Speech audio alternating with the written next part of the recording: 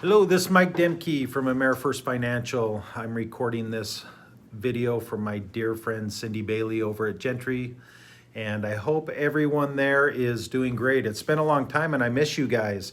I hope everybody is safe. I hope everybody's doing well and that you're really taking this time to retool and think of ways that you can make your real estate career become awesome.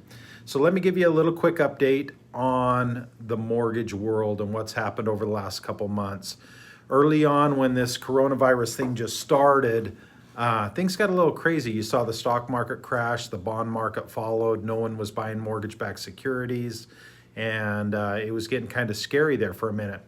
Then the government stepped in real quick and they made the announcement that they were going to buy as many mortgage-backed securities as possible. They lowered the federal prime rate and interest rates just kind of crashed. And it was like a feeding frenzy. As many refis that we could put in, we were putting in refis like crazy. We were trying to lock loans. And for about a week, we saw some of the lowest interest rates that we've seen in the history of mortgage backed securities. And so what followed after that was the coronavirus thing started getting a little worse. People were starting to get laid off on their jobs. There were cities and states like Arizona where we got the order to stay at home, and people started to wonder what they were going to do financially. And so the government then again stepped in again and said, listen, if you don't have money to make your rent, don't pay your rent. Excuse me. And mortgages followed. They said, look, if you don't have the money to make your mortgage payment, we're not going to foreclose, we're not going to evict, we'll work it out later. And so what they didn't understand when they made that announcement was how that affected people like property managers, how that affected banks that were servicing these loans, big banks like Chase, Wells Fargo, and these banks that were servicing all these loans. When you buy a loan to service and you're collecting payments, you're guaranteeing that investor that payment's going to be made. So if the homeowner is not making the payment, guess what? Chase and Wells Fargo are making that payment. And so they immediately froze any further servicing of government loans because it would have buried them.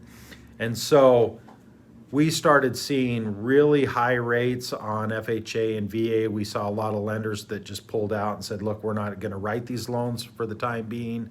We saw huge origination fees, things like double wide manufactured homes. Those programs went away.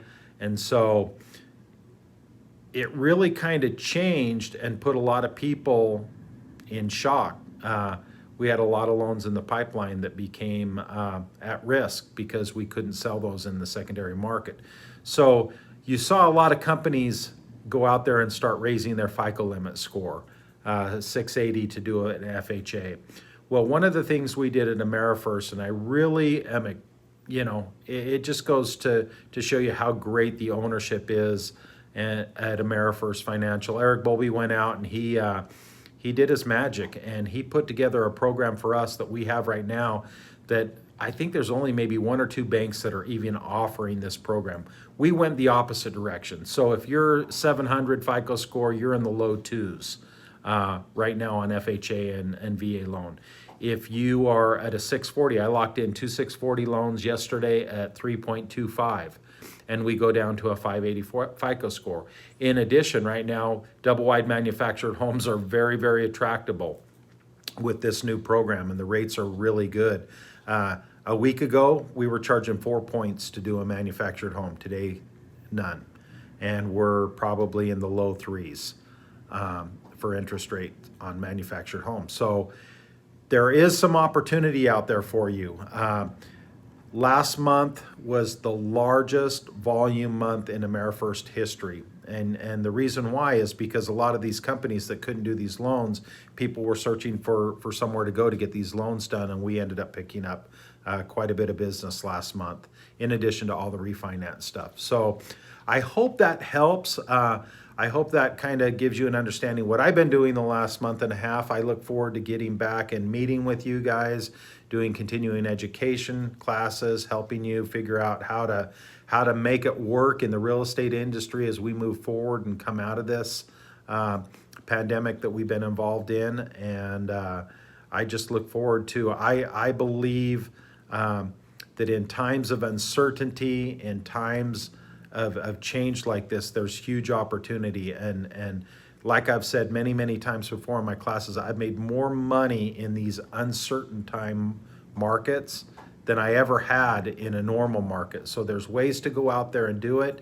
If you have any questions, give me a call, reach out to me, and we can figure out how to get you business, because there is business out there. It's just different business.